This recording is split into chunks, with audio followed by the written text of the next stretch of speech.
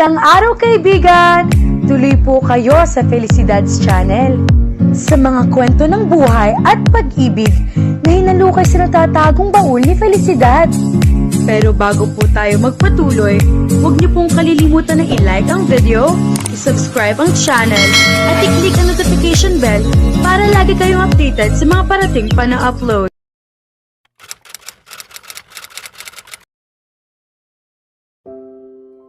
Mula sa kanyang pribadong eroplano, bumaba si Maxwell sa paliparan ng Manila International Airport habang sumasalubong sa kanya ang malamig na hangin ng Maynila na tila kumakagat sa kanyang balat. Patuloy pa ring abala ang kanyang isipan sa mga kamakailan niyang natuklasan tungkol sa kanyang sarili. Ngunit ang agarang tawag ni Charles Gokongwei ay nagpilit sa kanya na isantabi muna ang mga iyon at ituon ang pansin sa mas mabigat na suliraning nasa harapan niya. Ilang minuto lamang ang lumipas ay nakasakay na siya sa naghihintay na sasakyan, mabilis na binabagtas ang lansangan patungo sa punong himpilan ng Gokongwei and Vale. Pagdating niya roon, ang karaniwang tahimik at maayos na pasukan ng gusali ay naging pugad ng matinding pagkabalisa. Nagbubulungan ang mga empleyado sa isa't isa, at mababanaag sa kanilang mga mukha ang tensyon at pag-aalala. Kaagad na sumakay si Maxwell sa elevator patungo sa pinakamataas na palapag. Doon niya natagpuan si Charles Gokongwei na pabalik-balik sa paglalakad. Ang mukha nito ay nababalot ng malalalim na guhit ng pag-aalala, isang lalaking karaniwang kinikilala sa kanyang kapangyarihan at impluensya, ngunit ngayon ay tila nang hihina at lubhang nabibigatan. Maxwell, salamat at dumating ka, sabi ni Charlie, na baka sa tinig ang matinding ginhawa at pag-asa. Hindi ko na ito kayang kontrolin. Lubusan na itong lampas sa aking kakayahan. Hindi na nagsayang ng oras si Maxwell sa mga formalidad. Kailangan ko ang lahat ng impormasyon, mariin niyang sabi. Ngayon din. Agad silang nagtungo sa silid pulong, kung saan nakakalat sa bawat mesa ang tambak ng mga dokumento at mga monitor na puno ng datos pangpinansyal. Sunod-sunod na nagbigay ng mabilis na ulat ang mga ehekutibo at abogado, halatang desperado at balisa sa lumalalang sitwasyon. Tahimik na nakinig si Maxwell, maingat na sinasala ang mga impormasyong mahalaga at isinasantabi ang takot at kaguluhang bumabalot sa silid. Isang hindi gaanong kilalang mga ngamkam ng mga korporasyon ang palihim, ngunit agresibong bumibili ng mga bahagi ng pagmamay-ari sa Gokongwei and Vale. Isa itong tuso at mahusay na planong naglalayong maagaw ang kontrol sa kumpanya, bago pa man lubos na maunawaan ng sinuman ang nangyayari. Walang ipinakitang anumang reaksyon si Maxwell. Nanatili lamang siyang nakatayo roon habang pinag-aaralan ang mga talaan, grapiko, at ulat na nagpapakita ng mabagal, ngunit masakit na paghina ng kumpanya. Ang kanyang katahimikan ay naging matinding kabaligtaran ng kaguluhang umiikot sa kanyang paligid. Matalas na sinusuri ng kanyang mga mata ang bawat numero, bawat detalye, at bawat piraso ng impormasyong nasa kanyang harapan. Habang patuloy siyang nagmamasid, malinaw niyang naramdaman ang bigat ng responsibilidad na ipinapataw ngayon sa kanyang mga balikat. Isang imperyo. Isang pamana. Ngayon ay nakasalalay ang lahat kay Maxwell. Ngunit hindi lamang ito isang tungkuling pangkorporasyon. Higit pa sa pagiging pamilya ng kanyang kasintahan ang mga Gokongwei. Matagal na silang naging bahagi ng kanyang buhay, kaya ang kanilang mga suliranin ay para na rin niyang sariling pasanin. Ipinaglalaban niya ang mga taong tumuring sa kanya na parang tunay na anak at ang isang pamana na itinuturing na rin niyang kanya. Ang mga sumunod na araw ay nagmistulang iisang mahaba at nakapapagod na labanan. Labis ang presensya ni Maxwell sa punong himpilan ng Gokongwei and Vale, kaya halos naging personal na sentro ng kanyang operasyon ang silid pulong. Halos hindi siya natutulog, umaasa lamang sa kape at sa kanyang matibay na determinasyon upang magpatuloy. Bawat sulok ng silid ay natatabunan ng mga tambak na dokumento, ulat pang pinansyal at mga naitalang legal na kaso. Nakapalibot dito ang mga abogado at ehekutibong halatang pagod matapos magtrabaho ng walang tigil araw at gabi. Samantala, ang mga balita sa mga pahayagan at himpilan ng media ay nagsilbing walang humpay at mabagsik na paalala ng laki ng panganib na kanilang kinakaharap. Araw-araw nitong ipinapakita ang patuloy na pagbagsak ng presyo ng mga sapi ng kumpanya at ang lumalaking pangamba ng publiko. Sa gitna ng lahat ng ito, nanatiling tahimik na anino ni Maxwell si Charles Gokongwei. Sa kabila ng kanyang edad at matinding stress na kanyang pinagdaraanan, hindi siya lumalayo. Palagi siyang naroroon. Madalas siyang magdala ng kape para kay Maxwell, habang ang kanyang mukha ay nababalot ng pag-aalala, at tahimik lamang niyang pinagmamasdan ang binata sa pagtatrabaho. Sa mga sandaling iyon ng katahimikan, may nakita si Maxwell sa mga mata ni Charles na higit pa sa simpleng pag-aalala. Isa itong malalim na kalungkutan. Ang tahimik na dalamhati ng isang lalaking nakikitang unti-unting nalalagay sa bingit ng pagbagsak ang pamana ng kanyang buong buhay. Ipinaalala nito kay Maxwell ang sarili niyang ama at ang mabibigat na inaasahang humubog sa kabuuan ng kanyang pagkatao. Isang katok sa pinto ang sumira sa mabigat na katahimikan ng silid. Pumasok si Desmond Gokongwei, ang nakatatandang kapatid ni Cassandra. Nakasuot siya ng simpleng sweater na yari sa cashmere at maong, ngunit ang kanyang tindig ay nagpapakita ng otoridad ng isang lalaking kayang mangibabaw sa anumang silid na kanyang pasukin. May hawak siyang tablet at matalas ang kanyang mga mata. Nakatuon at mapanuri, hindi nalalayo sa paraan ng pagmamasid ni Maxwell. "Dad," mahinahon niyang sabi. "Sinuri ko ang mga kumpanyang ginagamit nila bilang harapan. Sa tingin ko, may natuklasan akong kahinaan sa kanilang estrukturang legal." Tahimik na itinuro lamang ni Charlie ang magulong mesa na natatabunan ng mga dokumento. "Makipag-usap ka kay Maxwell," sabi niya. Nakatuklas na siya ng mahigit 100 posibleng daan, at karamihan ay nauwi lamang sa wala. Sumandal si Desmond sa hamba ng pinto, nakapasok ang mga kamay sa kanyang mga bulsa. Mabilis niyang sinulyapan ang mga monitor gamit ang sanay at mapanuring mga mata. "Patuloy ang malayang pagbagsak ng presyo ng mga sapi," sabi niya. Malinis ang operasyon nila, ngunit may ilang pagkakamali sa mga dokumentong isinumite ng ilan nilang mga subsidyarya sa Luxembourg. Iisang address lamang ang ginamit nila sa pagpaparehistro. Maliit na detalye iyon, ngunit maaari itong maging kahinaan na magagamit laban sa kanila.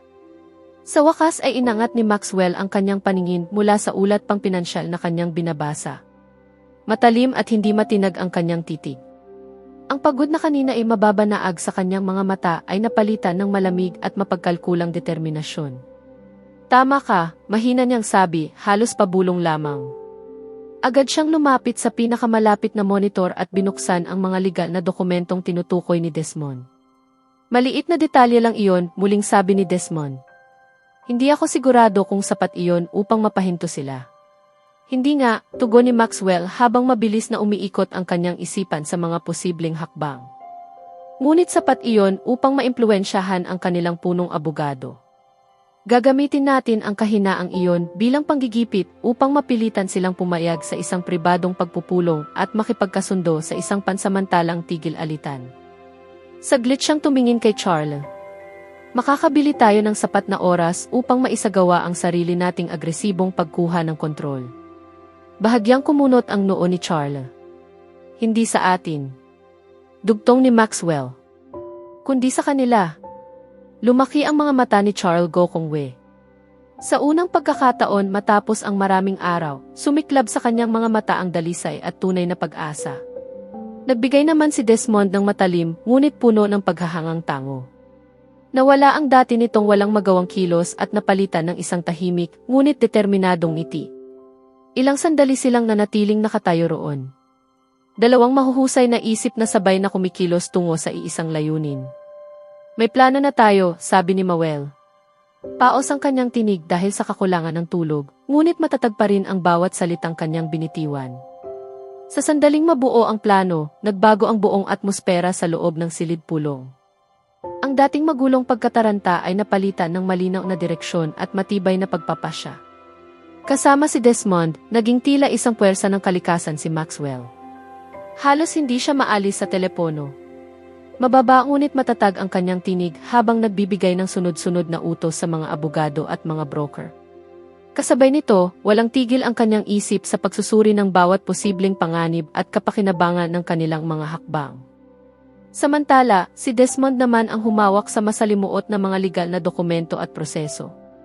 Nanatili siyang kalmado sa panlabas na anyo, ngunit sa likod nito ay nakatago ang napakalaking bigat ng responsibilidad at pressure na kanyang pinapasan. Ang mga balitang dati puno ng masasamang pahiwatig para sa Gokongwei and Vale ay unti-unting nagsimulang magbago. Sa loob lamang ng 24 na oras, Ang kumpanyang agresibong umatake sa Gokong Wei and Vale ay siya namang napaligiran ng sarili nitong krisis. Nagsimulang bumagsak ang halaga ng kanilang mga sapi, nagkagulo ang kanilang mga ehekutibo, at maging ang kanilang punong abogado ay humiling ng pansamantalang tigil-alitan. Isa itong ganap at walang dudang tagumpay. Si Charles Gokong Wei, na buong panahong nasaksihan ang lahat ng maihalong pagkagulat at paghanga, ay sa wakas nakahinga ng malalim at nanginginig pa sa matinding emosyon. Tapos na ang laban. Habang isa-isang umaalis ang mga abogado at ehekutibo, ang malawak na silid-pulong na minsang naging sentro ng kaguluhan ay naging isang tahimik na lugar na nababalot ng matinding ginhawa at pag-asa. Nang gabing iyon, inimbitahan ni Charles si Maxwell sa kanyang pribadong tanggapan. Nakaupo ang matandang lalaki sa likod ng kanyang mesa, at sa unang pagkakataon, matapos ang mahabang panahon, ay wala na ang bigat ng tensyon sa kanyang mga balikat.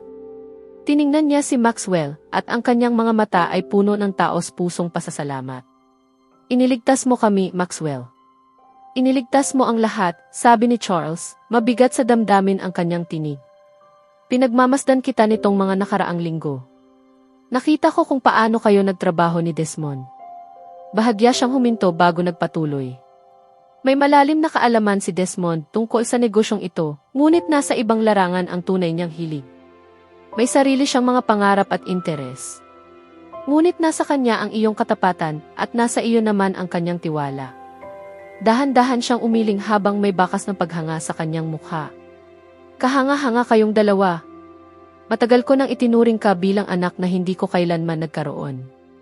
Naging mas malambot ang kanyang tingin habang lumilipat ang usapan mula sa negosyo tungo sa mas personal na bagay. Napakahusay mong hinarap ang krisis ng kumpanyang ito, sabi niya. Ngunit paano naman ang krisis na nasa iyong puso? Napatingin sa ibang direksyon si Maxwell, hindi na maitago ang matinding pagod na kanyang nararamdaman. Sinunod ko lamang ang kagustuhan ng pamilya, tahimik niyang sagot. Nererespeto ko si Cassandra. Maganda ang aming samahan, ngunit hindi iyon pag-ibig, mahinahong pagtatapos ni Charles, puno ng pag-unawa ang kanyang tinig. Bilang isang ama, nais kong maging masaya ang aking anak. Nakita ko na kung ano ang nagiging bunga ng isang pag-aasawang walang pagmamahal. Ayokong isakripisyo ni Cassandra ang kanyang kaligayahan para lamang sa isang negosyo o isang pamana.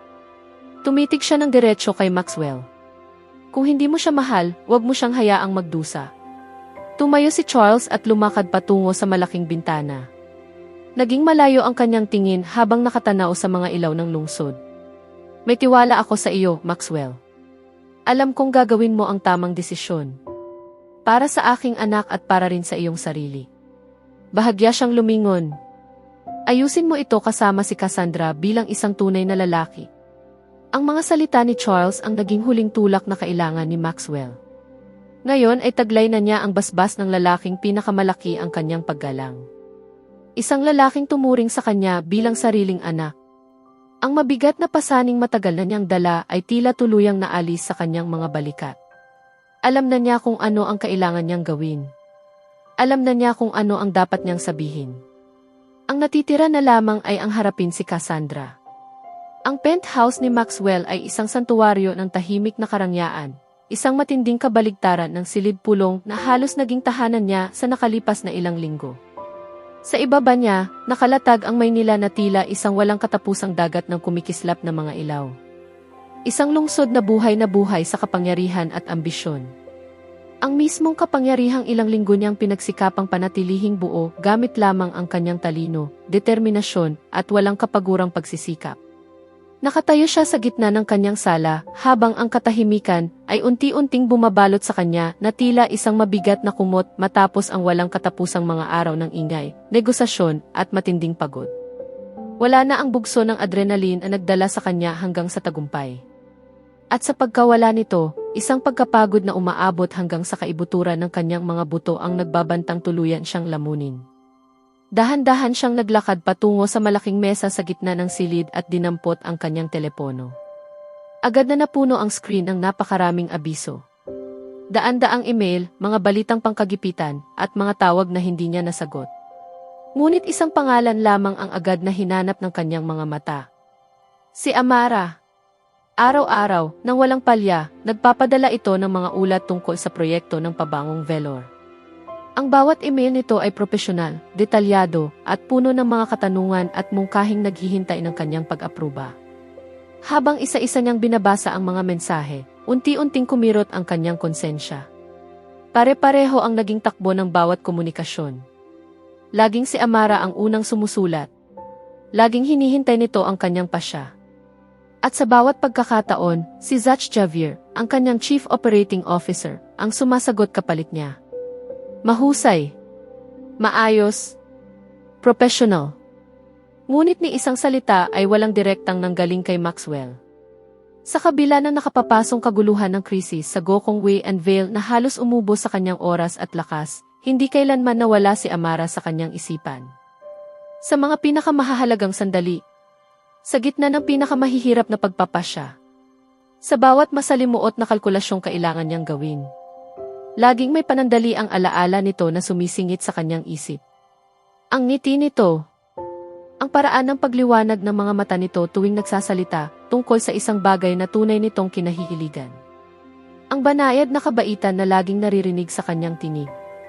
Isang mahinang buntong hininga ang kusang kumawala mula sa kanyang mga labi. At muli niyang narinig ang tinig na matagal na niyang pilit pinapatahimik.